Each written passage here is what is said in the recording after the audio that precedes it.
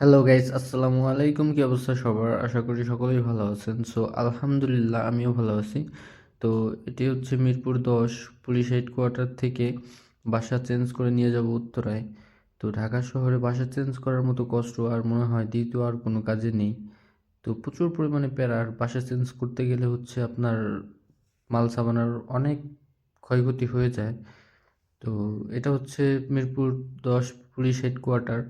তো দেখেন গাইস, একটা ফ্ল্যাট বাসার মাল সাবানা ছোট্ট একটা পিক আপ ভরে গেছে, তারপরেও জায়গা হচ্ছে না। তো মাল সাবানা উঠাতে গিয়ে আমার হাত কেটে যায়। চলে আসলাম মিরপুর 10 থেকে উত্তরায়।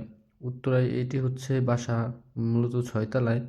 লিফট নাই, যার কারণে লেবার দিয়ে মালগুলো ওঠানো হচ্ছে। তো বাসা চেঞ্জ করার মতো কষ্ট মনে হয় না। আর দ্বিতীয়টা আছে ঢাকা শহরে। তো আপনারা যারা বাসা চেঞ্জ করছেন অবশ্যই কমেন্ট করে জানাবেন। বাসা চেঞ্জ করতে গিয়ে আমার হাত কেটে গিয়েছিল।